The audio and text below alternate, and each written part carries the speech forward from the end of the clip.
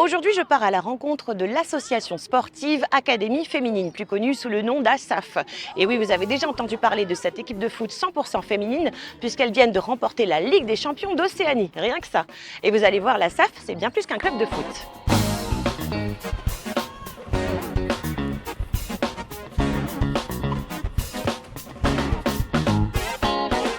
Alors depuis la création avec Christelle Wanaoué, donc on a fondé cette association sur 3 axes.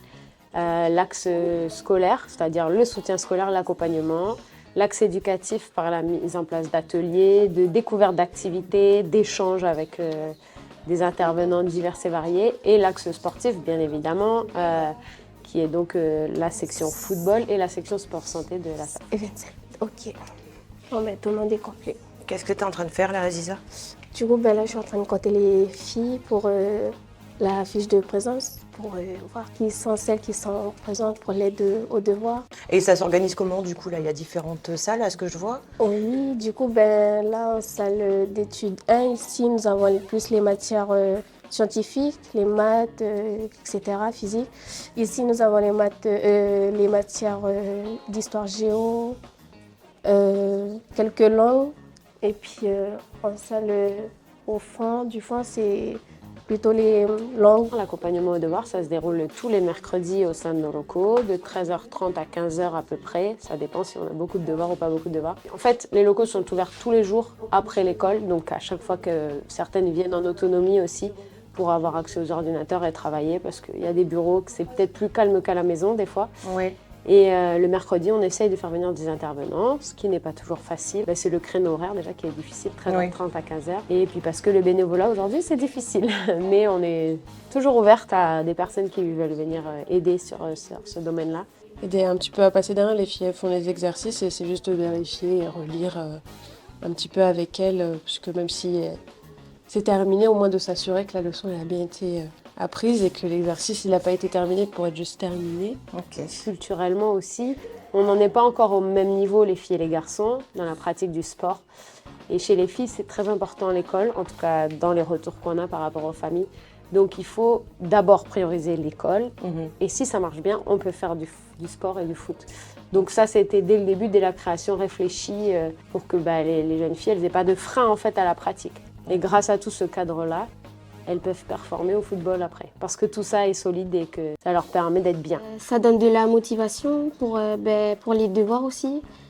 Et c'est comme une activité aussi. Alors, les intervenants, ça peut être soit faire découvrir aux filles une nouvelle activité qu'elles ne connaissent pas, qui n'est pas forcément sportive, ça peut être tout type d'activité, ou bien des ateliers d'échange où on parle de sujets importants. Donc on a eu une nutritionniste qui est venue pour l'alimentation. Ça peut être sur l'hygiène de vie en général, faire venir des anciennes sportives de haut niveau. Il y a plein de sujets différents et ça leur permet d'avoir une ouverture d'esprit, de découvrir des fois des parcours de vie ou des métiers qu'elles n'auraient pas imaginé faire. Mais je pense que c'est très bien parce que ça aide aussi nos enfants à avancer aussi dans la vie. Du coup, je pense que c'est une bonne chose que Asaf fait aussi d'autres choses en fait.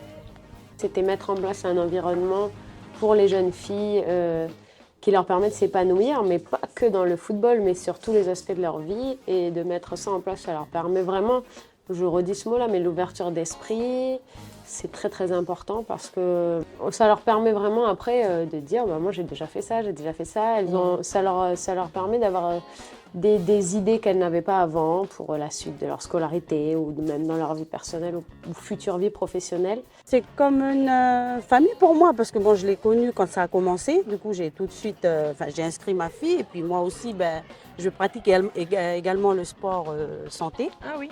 J'ai une des fans aussi des footballeuses aussi, voilà. T'as suivi leur parcours? Voilà, j'ai suivi leur parcours. Yes. Je suis très fière un peu de ce qu'elles ont fait un peu dans le Pacifique. Ouais. Du coup, c'est une joie pour moi en fait.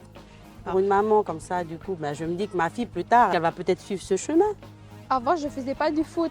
Mes notes ils baissaient, c'est pas comme d'habitude. Mais maintenant, quand je joue au foot, si mes notes ça monte parce que je suis toujours ici, parce que j'ai le temps de faire mes devoirs, puis le temps de jouer au foot.